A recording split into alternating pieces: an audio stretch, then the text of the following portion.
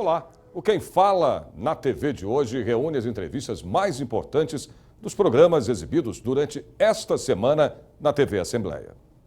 O programa Assembleia Debate desta semana analisou as brincadeiras de criança. Um time de especialistas discutiu até que ponto o uso excessivo de tecnologia na infância é realmente prejudicial ou pode, quem sabe, ajudar no desenvolvimento cognitivo. Confira aí um trecho. Dia a dia é acordar a escola, de tarde eu tento ainda colocar academia para eles terem atividade, que hoje em dia encara a academia como um lugar de brincar também. Academia que diga-se clube, né? Porque é onde eles Lá faz jogam tudo. futebol, Tudo. karaokê. Karatê, Karatê, olha, eu já indo pra lá, tecnológico. Judô. Karatê, Kung Fu, tudo. Ali é Eles tipo... fazem de tudo, tipo um clube lá, eles fazem todas as atividades mesmo, todos os dias. Você falou que foi você que introduziu o primeiro joguinho eletrônico no Cauã. Foi. Quantos anos ele tinha? Acho que o PS2 deveria ter uns 7, 8 anos, mais ou menos. 7, 8 anos. Por que você deu o videogame pra ele? Ele queria ou ele queria outros brinquedos? Foi um presente assim, tipo, olha, você passou de ano? Não, na verdade foi que meu sobrinho, ele tinha, então ele jogava e o Cauã começou a ver meu sobrinho jogar e eu acabei vendo que ele se interessou e acabei dando. Ali começou tudo. Começou tudo. Você se arrepende? Não me arrependo porque, graças a Deus, eu consegui colocar limites, eu consegui o Cauã ter uma resposta legal. Se eu falar agora não é hora de estudar, ele obedece na hora, entendeu? Então, pra mim, não me arrependo nesse sentido. Agora, se fosse ao contrário, com certeza eu teria me arrependido. E o Heron? Tá com 6 anos. O Heronzinho tá com 6 anos. 6 anos. O Heron começou a jogar, então, bem antes dos 8 anos de idade, Foi, né? E aí a criança com 6, com que idade que ele começou a jogar? O Heron... colocar mais forte ano passado, 5 anos. Ano passado. E ele também tá pegando essa mesma... Total. Tá na mesma Total. pegada. É videogame... Bom, nem precisa de nada, Né? Você quer viu, carrinho, né? Dara? Videogame. Você quer brincar? Videogame. Videogame. O Heron, assim, eu sinto que eu tenho que pegar mais do que o Cauã. Assim, eu acho que o Heron é mais propício se eu não chamar mais atenção, que o Cauã é difícil chamar. Ele vai ficar mais, então Ele ainda é mais seguro. criança, Ele é mais criança, ainda não tem o entendimento. E ele fica ali numa boa, no meio dos grandões, Fica. né? Não, ele interage. Ele é o menor de super. todos, que tudo ali tem 11 anos e tem o outro primo de 14. E eu acho o máximo ele pegar, ele fica chamando as pessoas, os amigos do Cauã no videogame. Ô, você tá aí, não sei o quê, e vai jogando. Faz amizade já com os meninos maiores, assim, lógico que eu fico sabendo quem são os meninos, né? Sim. Tem que tomar esse cuidado também. Vamos falar de tudo isso, né? Que essas amizades Enfim, online. mas eu acho mó bonitinho. Ainda ontem o Cauã foi pro inglês, ele corre lá pro PlayStation 4, né? E daí, pra não dar briga, né? Daí o Heron lá chamando os amigos pra, você tá online, você tá não sei o quê, pra interagir com o pessoal. Para interagir com o pessoal. Deixa eu passar aqui para a parte da pedagogia. Vamos passar aqui para esse lado aqui da pedagogia para tentar entender o quanto tudo isso que a Cíntia está falando é realidade, né? As mães que estão assistindo a gente aí agora com certeza devem estar se identificando nisso daí. Quanto isso é bom ou quanto isso não é bom. É difícil a gente já começar falando é bom ou não é, sem entender o mundo, né? O ser humano é um ser social. Ele aprende com o outro total. Eu estava observando as imagens, né? O seu filho mais novo, mesmo sem... o Heron, perdão. Mesmo sem estar com o joystick na mão, ele fica meio que mexendo, né? Então, ele fica jogando. Ele hoje em dia acontece, eles ficam até do lado acompanhando o que o outro tá fazendo. Exatamente. Não, parece um programa de TV ver o outro jogar. Isso, ele não tá participando, parece um... Não, ele tá participando com certeza pequeno. Com certeza vai no também. mesmo caminho, vai. Vai ser mais rápido já ainda. Já está jogando também, né? Então, a tecnologia, ela faz parte do mundo de hoje. E o comportamento de brincar, ele faz parte do mundo humano, né? Do ser humano. Brincando, a gente aprende tudo, a conviver, a viver. Porque a brincadeira não tem uma decorrência para a realidade. Vamos definir então primeiro, o que é brincar? Olha, isso é uma coisa muito difícil, porque até hoje ninguém conseguiu definir assim, brincar é. A gente define a brincadeira por características, né? Uma ação voluntária, que dá prazer, onde você pode ser criativo, que tem regras, que tem ligação com o faz de conta, né? Com imaginação. Essa lúdica, eu brincava muito, assim, de casinha, de dar aula. Coisa de você se projetar. Dependendo da ciência, tem a ver com emoções, né? Com relações. Então, assim, dependendo da ciência que você aborda, ela dá uma ênfase a uma característica em detrimento da outra. O que tem acontecido é que, como a brincadeira proporciona esse estado de relaxamento, de alegria, de descontração, ela tem sido usada como ferramenta em muitas outras ciências. Então, vai desde a saúde, hoje em dia é lei você ter brinquedotecas, né, para ajudar. Exatamente, porque a gente tem espaços maravilhosos, o GRAC, o Boldrini e outros, né, que utiliza esse momento de descontração em contraponto. Às vezes um fisioterapeuta, um terapeuta ocupacional, então nessa área da saúde, fonoaudiólogo, e na educação também, né? Então utilizando jogos, brincadeiras que vão dar essa possibilidade de descontração para quem quer aprender alguma coisa. Mas não é uma panaceia, né? Isso é uma coisa que me preocupa muito. O brincar não resolve todos os problemas. A gente precisa de concentração. Então, acho que isso que tem que ficar também, né? Brincando, o prazer de brincar, ele também tem que... a criança, na realidade, ela sabe quando ela está brincando, fazer, né? Quando é sério. Sabe, né? A gente a gente demora para perceber isso, eu né? penso um pouquinho disso. Eu vou passar aqui pro lado de cá da Lu. Lu, você trabalha numa área nova, né? Você é especializada numa área nova de família e tecnologias. Desde quando a gente está falando disso, de família e tecnologias? Desde a época que veio a televisão? Sem dúvida, né? É mesmo? A tecnologia não é só os novos gadgets, exatamente. A televisão foi, né, o grande marco, ainda é o grande marco do avanço tecnológico, tanto que a história da babá virtual, esse medo todo, surgiu da televisão, não surgiu agora com os tablets, com os smartphones, né? Verdade. E aí, conversando um pouco aí com a história da brincadeira, quando a gente iniciou esse trabalho da relação das crianças com a tecnologia, que foi ainda no meu mestrado na SPM, em Comunicação e Práticas de Consumo, há 3 anos atrás. 3 anos. É bem recente.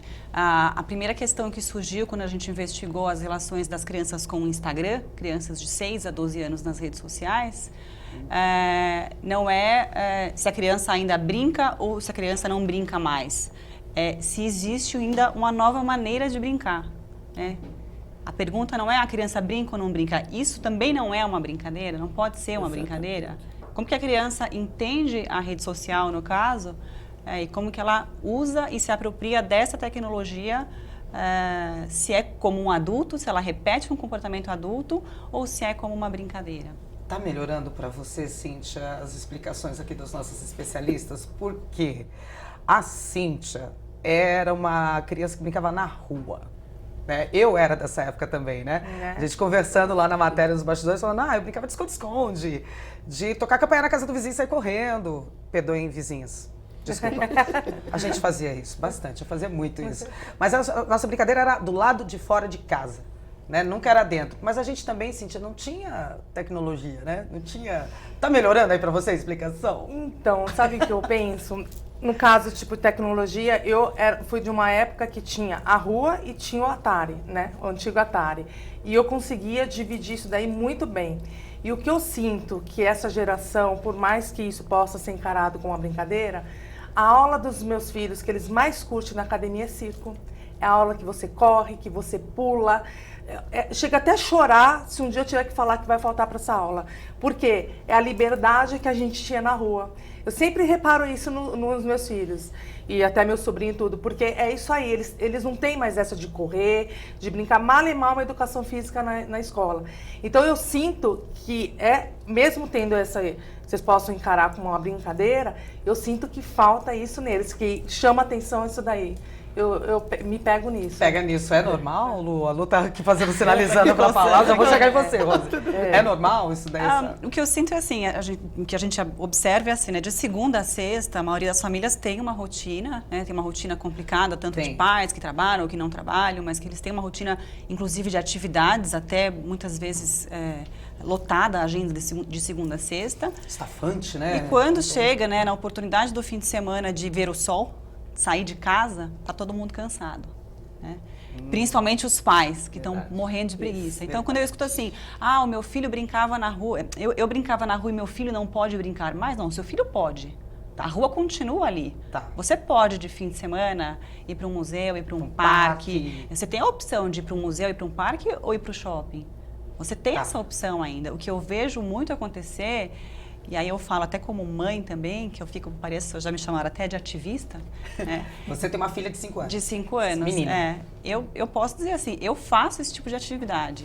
Porque eu preservo muito. E Quer dizer, você chegar no final de semana e sair com ela pra fora. Pra rua. Literalmente sair pra rua. Pra rua. Não é sair pra dentro, né? Sair Lógico, pra shopping. uma vez ou outra a gente vai pra Tudo shopping, bem. tem que resolver alguma coisa, um presente, enfim, a gente acaba indo também. Mas se você perguntar pra minha filha o que ela prefere, shopping ou praça ou parque, eu tenho certeza que ela vai falar a praça. O programa Na Base foi até a cidade de Santos para mostrar por que o município é reconhecido por oferecer uma das melhores qualidades de vida do país. Vamos descobrir também quais são os problemas que os santistas ainda enfrentam. Confira aí. Santos e a Baixada Santista tem sido tratada, muitas vezes, como uma cidade de temporada ou uma cidade de verão. Quando isso não é mais a realidade. As pessoas até têm isso em mente, a gente tem que respeitar porque isso é uma questão cultural. Mas Santos, principalmente Santos, a cidade de Santos, virou uma cidade que todos os finais de semana está lotada. A cidade recebe muitos turistas. Com isto, eu creio que as campanhas de prevenção ao meio ambiente, a reciclagem, jogar o lixo, não jogar o lixo na praia, isso vai contribuir muito se tivermos mais a contribuição da propaganda de prevenção do governo do estado. Esse é o nosso papel. Também nós, concernente ao porto, que existe também uma grande parte da poluição das praias e é uma briga já de anos. O que acontece? Nós temos uma frente parlamentar que foi instalada aqui na casa, que trata da governança, risco e segurança do Porto de Santos e São Sebastião. Dentro deste assunto de governança, risco também tem a questão ambiental. E aí, então, nós estamos debatendo, já tivemos o lançamento dessa frente há 2 semanas atrás, estávamos debatendo a questão da governança, segurança, dos acidentes que ocorreram, que causaram dano ao meio ambiente, às nossas praias, os rios que ali tem.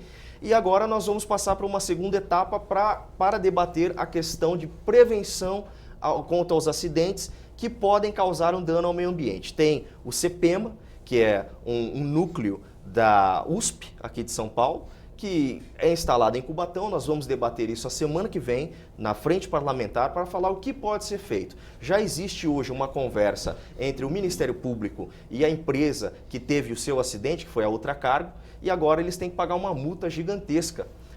E o meio ambiente fez um termo de ajuste de conduta, que é um TAC, para que parte desta multa ou desta verba seja financiado o projeto do CEPEMA. Então, com isso, eu tenho certeza que a prevenção aos acidentes que ocorrem no Porto de Santos, a prevenção aos riscos de danos ao meio ambiente que se tem na nossa região, que atinge a nossa praia, nós vamos ter um grande avanço, né, na discussão desses assuntos e até mesmo apresentar uma sugestão ao governador do estado em nível de legislação, porque nós só podemos legislar na questão do meio ambiente. Nós não podemos legislar na questão do porto porque é uma concessão, enfim, é de esfera federal. Não compete a nós como deputados tratar desse assunto, mas temos uma sugestão de legislação para a prevenção de riscos ao meio ambiente e vamos entregar para o governador prontamente assim que terminarmos o nosso debate. O assunto agora é segurança. Durante a alta temporada, Santos recebe mais de 4 milhões de turistas. E para garantir que tudo corra bem, a cidade investe em equipamentos. Mais de 500 câmeras de segurança monitoram praias e ruas e também conta com reforço no efetivo policial. Mas será que tudo isso é suficiente para que turistas e os próprios moradores se sintam realmente seguros? A plataforma do Emissário Submarino de Santos é um parque municipal à beira-mar. E turista que é turista quer sombra e água fresca, mesmo que esta água fresca seja a chuva. O lugar tem tudo para ser cartão postal, espaço para o esporte, para jogar conversa fora. Mas quando a noite cai, pouca gente se arrisca a ficar de bobeira por aqui. A lanchonete da Cláudia fecha as portas assim que escurece. Também já roubaram até a luz. Já foram roubadas a nossa lâmpada daqui. A gente colocou, roubaram até a lâmpada. Já forçou o nosso todo, já forçou a chave da fechadura daqui da cantina. Desanima, porque é um lugar bem bonito. Se você vir aqui, sexta, sábado e domingo, tá cheio de gente. Eu achei lindo. Achei, você vê muito bonito, muito, mas está faltando segurança que não tem. A cidade de 433 mil habitantes costuma receber cerca de 4 milhões de turistas na temporada. É um prato cheio para os assaltantes, que se aproveitam de quem fica mais relaxado justamente para poder descansar. Você tem que estar sempre ligada, não pode se desligar muito.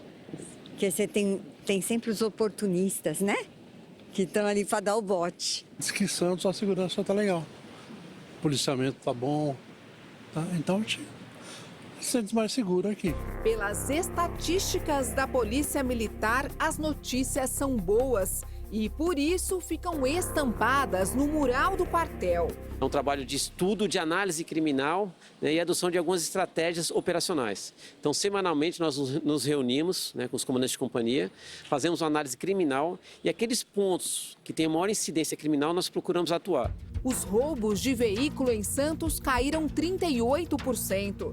Em 2014, foram 465. Em 2015, 286. Os homicídios diminuíram 31%. Em 2015, foram 11 contra 16 em 2014. O comandante da polícia diz que a produtividade da PM também melhorou. Em 2015 até novembro, foram 1.449 pessoas presas em flagrante. Em 2014, 1.417. Em 2015, ainda sem computar os números de dezembro, 1.907 prisões efetuadas. Em 2014, 1.625. Os homicídios dolosos com intenção de matar também caíram ao longo dos anos.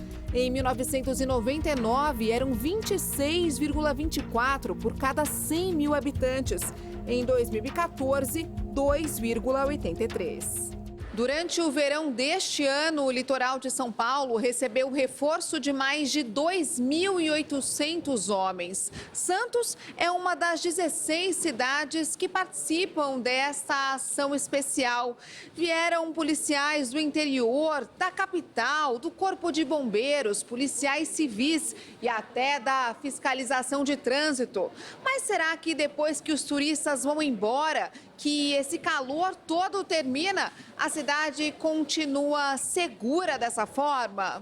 Mesmo com mais de 500 câmeras de monitoramento, estatísticas positivas e homens à vista, o Marco Belletti não se sente seguro não. Aqui no Parque Roberto Mário Santini, que mostramos no começo da reportagem, ele nos contou sobre as 7 piores horas da vida dele. A mulher foi sequestrada em Santos e mesmo depois de liberada, o medo nunca mais deixou a família. Não é só essa questão do sequestro que é um negócio horroroso, né? Mas outros pequenos delitos, de pequenos furtos, isso aí, a sensação é de que é o seguinte, eu tô sozinho. Eu acho que a polícia, tanto militar como a guarda municipal, eu acho que precisa ser um policiamento mais efetivo e mais ostensivo. Olha, nós estamos aqui.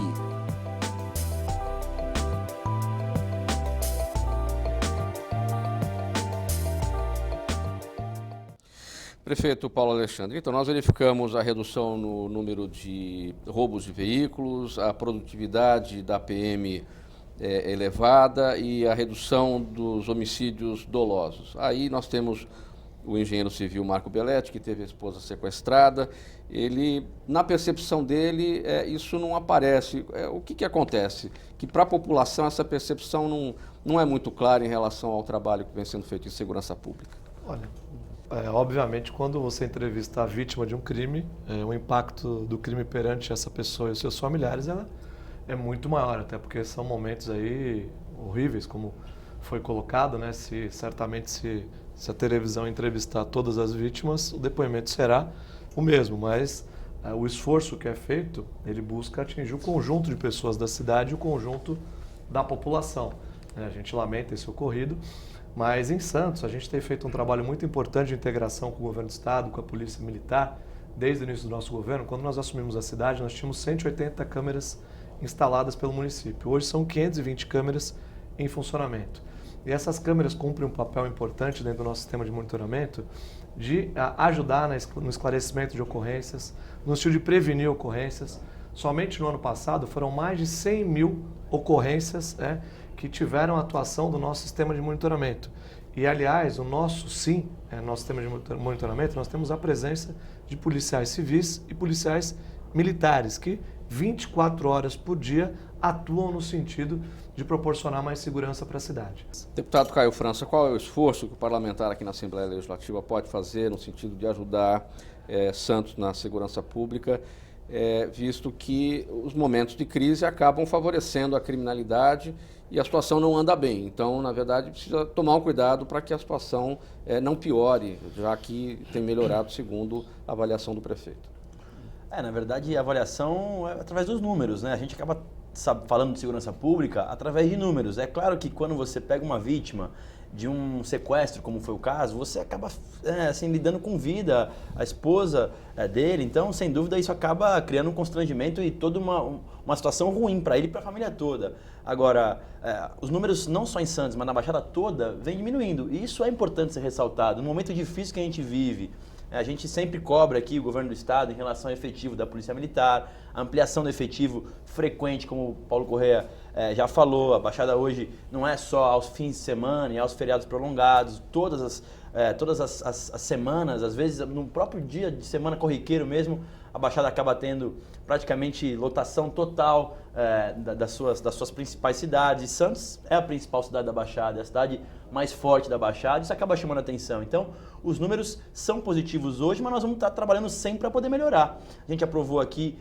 e eu tive a oportunidade de ser o relator da DGEC, nós tínhamos já feito a DGEM, como o prefeito falou, que é o horário estendido para o policial militar. Nós aprovamos para a Polícia Civil aqui também, que é uma grande novidade. O governador teve na Baixada, inclusive, falando do assunto, quando foi apresentar a Operação Verão, que esse ano foi muito melhor do que nos anos anteriores. Primeiro, porque ele ampliou a quantidade de policiais militares, ele estendeu para a Polícia Civil e ele antecipou uma semana e postergou outra semana. Então nós tivemos um período melhor, um período maior e com mais policiais na rua. E sem dúvida traz para a gente que mora lá uma sensação de segurança, que eu acho que esse é o grande ponto que as pessoas acabam se pegando, né? Porque os números têm melhorado ao longo dos anos, mas a sensação de segurança é sempre ainda uma matéria um pouco subjetiva. Carlos Gianazzi, do PSOL, discutiu os efeitos do projeto de ajuste fiscal proposto pelo governo. E hoje nós vamos debater um tema muito importante, que é sobre o ajuste fiscal contra os servidores públicos do Brasil.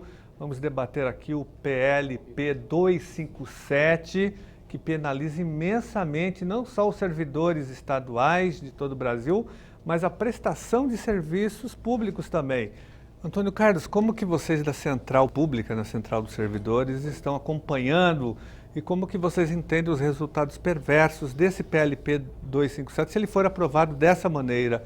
Quais serão os impactos para os servidores estaduais? Isso, deputado, é o desmonte da estrutura estável do Estado, que a gente às vezes vem assistindo no correr dos anos, esse desmonte da estrutura estável, mas aí esse projeto veio dar uma consolidação a esse desmonte e conseguiu uma coisa muito significativa, uniu todos os servidores públicos de todos os setores, da área federal, estadual e municipal, dos três países, de todas as entidades de servidores públicos, conseguiu unir a todos, porque esse é um projeto extremamente danoso à sociedade. O projeto, ele mexe na questão previdenciária, ele eleva a contribuição previdenciária de todos os servidores de 11% para 15%, ele congela salários, congela as promoções, né? Nós podemos ter aí pela frente o fim do quinquênio da sexta parte, de licença-prêmio de todos os servidores estaduais.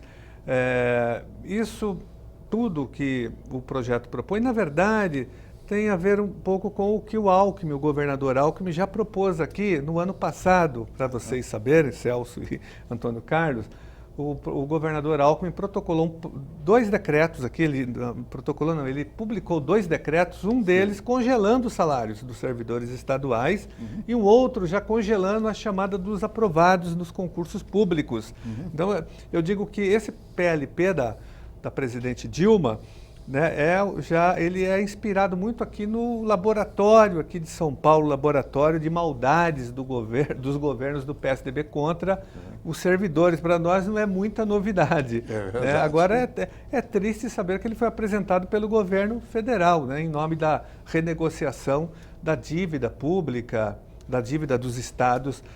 E uma pergunta, esse projeto, ele no primeiro momento, ele ataca os servidores estaduais, não, ainda não os federais nem os municipais.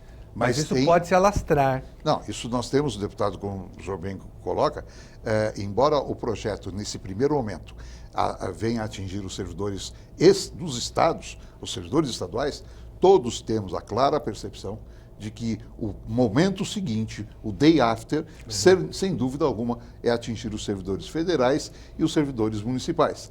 Tanto que essa conscientização existe de tal forma, deputado, que todos se uniram em torno da luta contra esse projeto. E aí, o senhor trouxe aqui, o governador mandou congelamento de salário. A gente costuma dizer o seguinte: o foco está errado. Salário paga impostos e gira a economia. O cancro, o que destrói a nação, é a má gestão dos recursos públicos. Salário gira a economia. Celso, você que é especialista em arrecadação, auditor fiscal, especialista em orçamento, inclusive é mestre nessa área, advogado e é mestre em tributação. Qual a argumentação que o governo está utilizando, né? E qual seria a solução? O que os movimentos estão propondo para rebater essa argumentação de que não tem dinheiro, que baixou a arrecadação do Estado? O que vocês estão propondo enquanto auditores fiscais organizados numa federação e em sindicatos?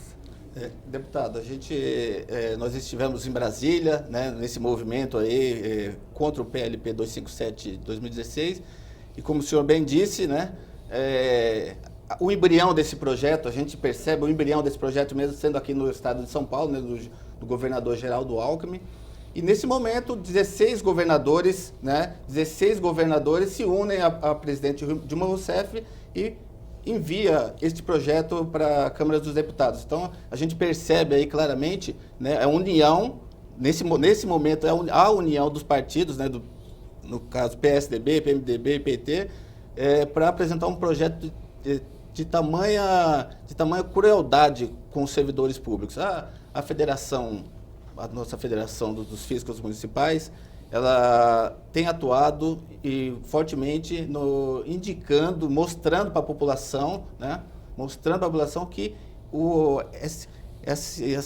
os débitos que a União vai renegociar com os estados, a dívida dos estados, principalmente no caso, em primeiro momento dos estados, e como o doutor Antônio Carlos disse, vai atingir também futuramente, o próximo passo são os municípios.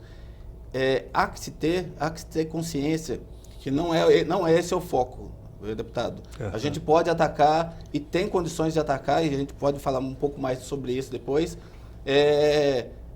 a sonegação fiscal nesse país, a evasão fiscal, que não é dita, né? Não é dita a sonegação fiscal, nesse ponto, não é combatida. Não é combatida com rigor. Não é.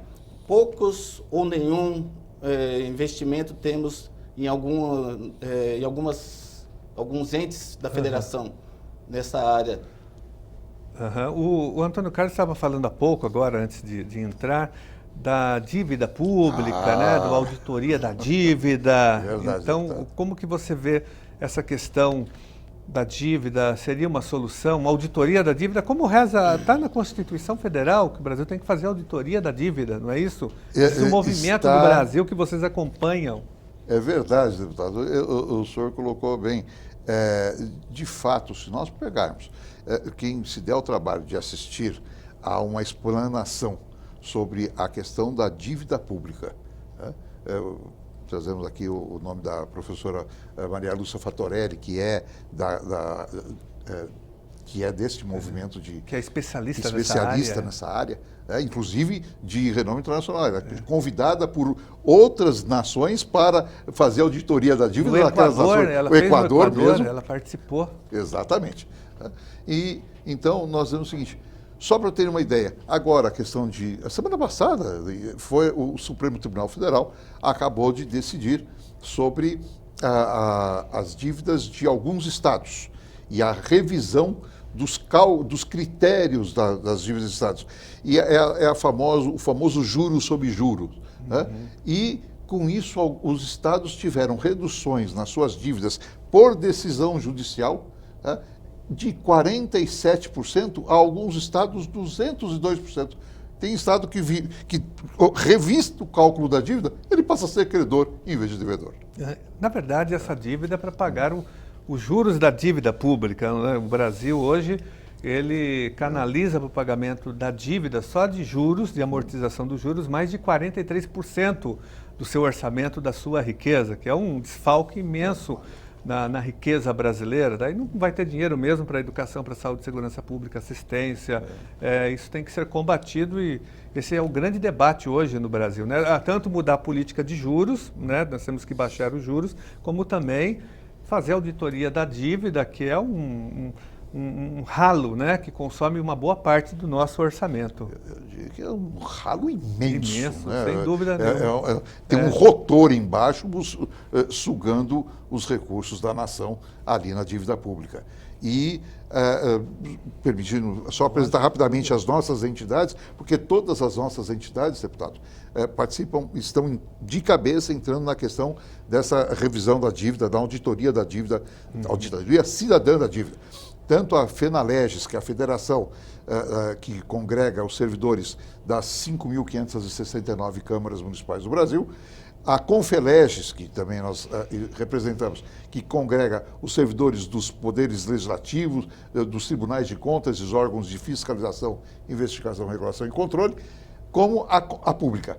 Todas as nossas entidades estão voltadas para esse debate da dívida pública e vamos alavancar essa questão. Então, são acho que 3 questões, né? A dívida, a política de juros e o que o Celso falou, a dívida ativa também, que é pouco, ninguém mexe na ferida da dívida ativa.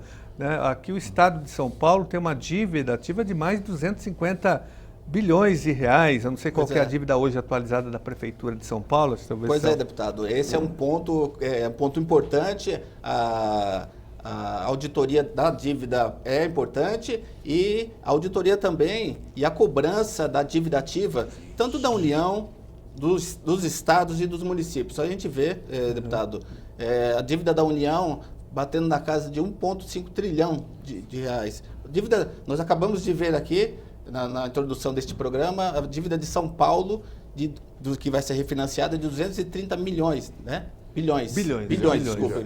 230 bilhões. A dívida ativa, o que é a dívida ativa? A dívida ativa é o Estado, os entes da Federação, o Estado, a União e os municípios cobram os tributos, né? Lançam o auditor fiscal, o auditor de tributos, né? Tanto municipal, estadual e federal, eles lançam os tributos, né? E os procuradores, né, a função de cobrança essa função está determinada pela Constituição Federal para os procuradores. O que acontece? Nós temos aqui no Estado de São Paulo uma dívida na casa dos 300 bilhões, deputado. 300 bilhões.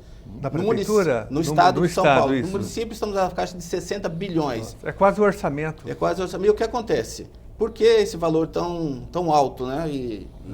O êxito de cobrança desse valor gira em torno de 1,5%. Muito baixo, né? Muito baixo. Mas por quê? Porque se dá pouca atenção, essa atenção, não temos investimentos em servidores, sistemas de informática, né? Um sistema ágil de informática, e a gente perde muito tempo, deputado, entre o lançamento do tributo e a cobrança. Então, um quadro desesperador, né? Um dinheiro que está indo embora, incentivando... Quem são os principais devedores dessa dívida? Tem um setor que deve mais, que são as grandes empresas? Isso também boa pergunta. É uma boa pergunta, deputado. Sei. Nós temos no caso, por exemplo, da União, e aí dá tristeza na gente, nos auditores, né? Eu falo dos auditores, né, como servidor, porque os auditores estão perto do lançamento, sabe quem são os devedores, né, diferentemente do servidor que está um pouco mais longe desse universo. Então nós temos na União os maiores devedores, e isso foi o ex-ministro Joaquim Levy, divulgou uma lista dos 500 maiores devedores da União, por exemplo. Nós temos lá a Vale do Rio Doce, temos a Petrobras entre os maiores, entre os 10 maiores devedores. Então, esses são os maiores devedores e a conta vai para o servidor público. O servidor público vai pagar a conta desse ajuste fiscal com o PL 257 de 2016, deputado. Mas, ao mesmo tempo, Antônio Carlos, há uma grande mobilização dos servidores. Né? Eu queria que você falasse como que está a luta hoje contra o PLP 257. Vocês estão organizados em várias frentes, em vários estados. Eu participei de algumas reuniões aqui mesmo na Assembleia Legislativa com as entidades, mas eu sei que vocês estão correndo o Brasil com um grande movimento de resistência com os vários setores do funcionalismo público. Exatamente, deputado Janésio. Nós, as diversas entidades que estão envolvidas nesse processo estão com pontas de lança em todo o Brasil.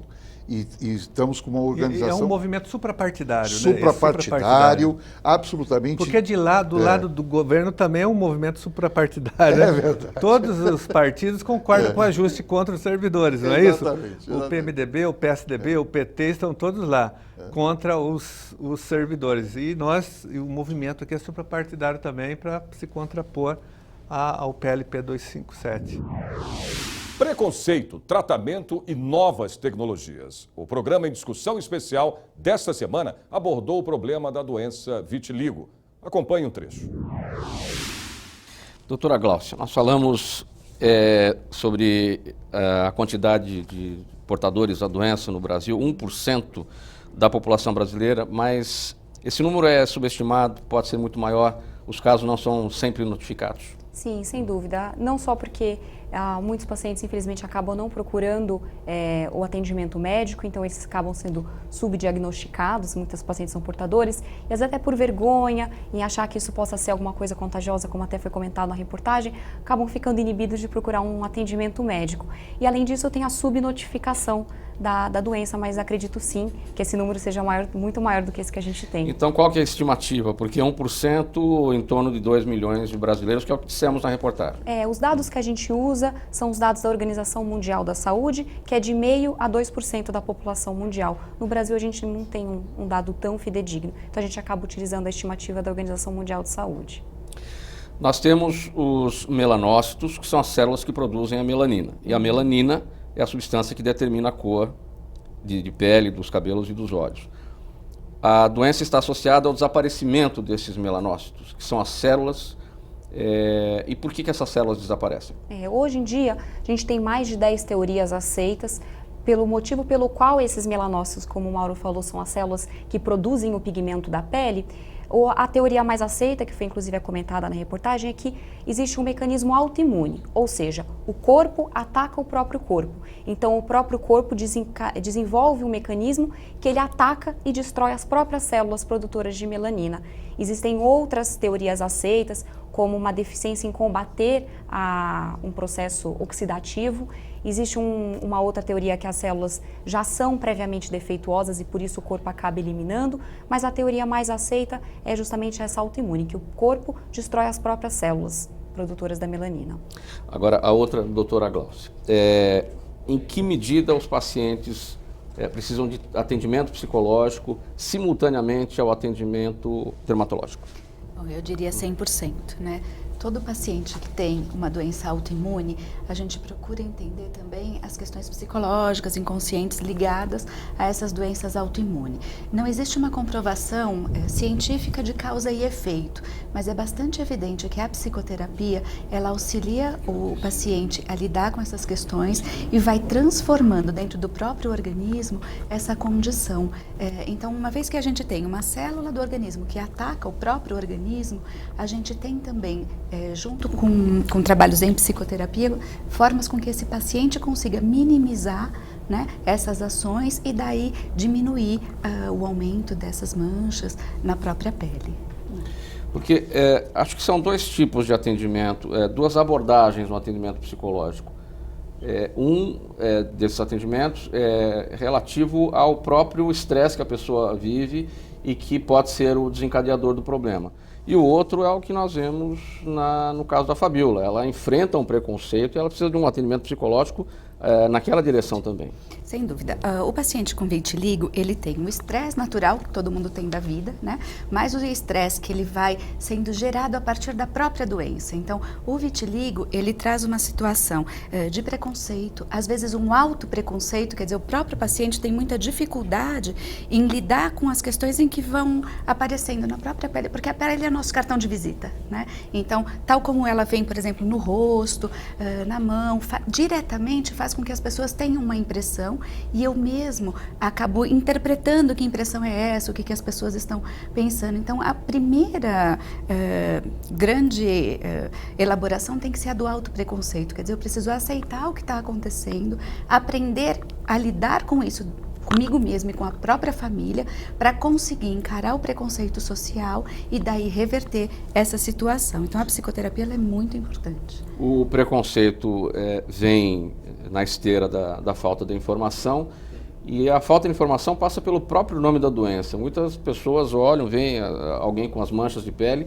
e não sabem exatamente o nome daquela doença. Sim, mas além da falta de informação, hoje a gente tem culturalmente falando uma preocupação excessiva com relação à estética, né? Uma preocupação muito forte. Então, até as pessoas que têm informação, elas acabam te olhando e aquele olhar, às vezes é um olhar natural, mas a pessoa tem uma interpretação para esse olhar como algo invasivo, olha, está dizendo que eu não sou bonita, e esta própria interpretação, ela também causa um estresse, né, que faz com que a vida fique mais difícil e desencadeie. Doutor Ulisses, o senhor coordena as pesquisas da Associação Fluido Vital. O que é a associação, como é que ela trabalha em benefício das pessoas com vitiligo?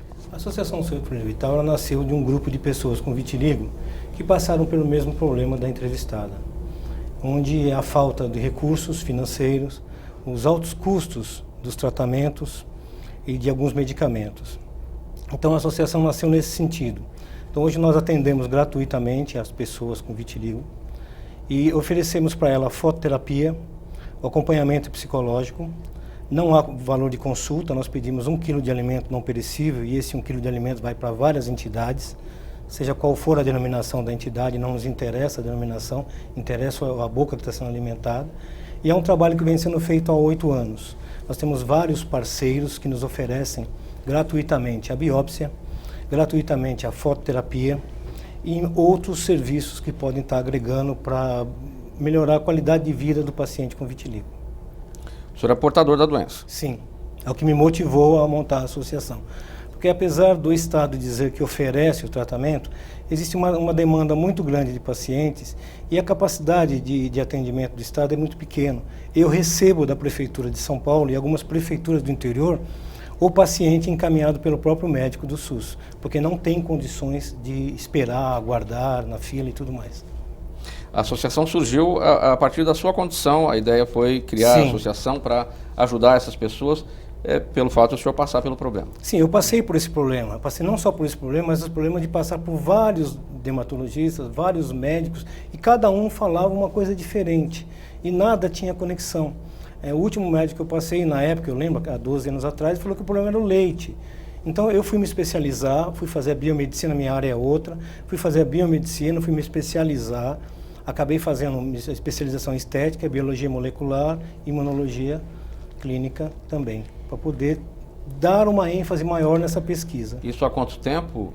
12 anos? Nós estamos há 8 anos, mas eu estou há 12 anos agregando valores para a associação para poder atender. Nós atendemos, por exemplo, catador de papel da rua que não tem condições de passar num médico. E naquele momento, há 12 anos, havia essa dificuldade de se identificar o que é que estava acontecendo? Sim, eu passei por essa dificuldade, gastei muito com medicamento, né? E a maioria deles tem um fator financeiro, por exemplo, Melangenina Plus, que que é o remédio de Cuba, não resolve. E as pessoas, o que acontece com o paciente com vitiligo, a doutora Glaucia, a psicóloga pode dizer muito bem, é o desespero. A pequena manchinha que já aparece numa mulher, por exemplo, no rosto, desespero. Vai na internet, tudo que tem à venda ela compra. Doutora Glaucia, o que é que mudou nesses 12 anos para cá? Os médicos tinham dificuldade mesmo no diagnóstico, na identificação da doença. Hoje as coisas estão mais fáceis ou ainda está como na época da descoberta do Dr. Ulisses? Então, hoje é uma doença que a maioria dos dermatologistas já está habituado em pensar na doença, em fazer o diagnóstico. É uma doença que o diagnóstico é eminentemente clínico. A gente faz o auxílio da lâmpada de Wood, que a gente viu lá na reportagem, aquela luz negra, que auxilia um exame que a gente faz no próprio consultório. E quando precisa de um outro recurso, a gente recorre à biópsia e a outros exames. Mas hoje em dia acredito que a maioria dos dermatologistas, claro, dermatologistas que tenham a especialização pela sociedade, já estão habituados ao diagnóstico. Então, acredito que hoje os pacientes tenham um pouco mais de dificuldade, mas permanece sim essa dificuldade de absorção do SUS em tratar todos os casos. Então, essa identificação, o diagnóstico mesmo, já pode ser fechado no consultório. Não há necessidade de exames específicos, complementares, fora de lá. Não, a maioria, como eu falei, só essa fluorescência com a lâmpada de Wood, que é um auxílio... Que é esta aqui... Não, esse é um... É isso? Esse, na verdade... Essa é uma lente de aumento. Na verdade, eu acho que, pelo que parece... É uma lente, né? É só uma... Não, essa é uma lâmpada de Wood, sim. Tem essa fluorescência azulada. É um exame que a gente faz no próprio consultório. E quando a manchinha branca, a hora que você ilumina, ela fica com essa fluorescência azulada, isso já é um auxílio diagnóstico e geralmente já é suficiente. Afeta mais homens ou mulheres? Ligeiramente mais mulheres. Pouca coisa, mas mais mulheres. Por que as mulheres foram as escolhidas? O que determina... A única coisa que a gente sabe, não em relação ao sexo, mas tem múltiplos genes que determinam. Não só o fato de você ser portador do gene não significa que você vai ter a doença, né? Porque às vezes o gene pode ou não se expressar, mas o porquê afeta as mulheres a gente ainda não sabe. Pode ter um desencadeante emocional e que doenças autoimunes costumam ser mais frequentes em mulheres, então pode ter esse viés de confusão, mas a gente ainda não sabe o porquê que é mais comum em mulheres. E geralmente antes dos 30 anos, muito antes dos 30 anos, ou pode, por exemplo, começar com a criança? Pode. Na verdade, desde o nascimento já pode ter lesões. O pico de incidência da doença é aos 20 anos. Mas desde pequenas crianças, logo ao nascimento, até idosos podem ter a doença, começar a ter a doença. Psicologicamente, doutora Glaucia, quem sofre mais quando cai a ficha, o homem ou a mulher? A mulher. Normalmente a mulher, por conta dessa questão estética mesmo, né, dessa importância dessa apresentação cultural mesmo, né? A mulher acaba sofrendo mais, ela tem mais dificuldades, ela sofre mais preconceitos também.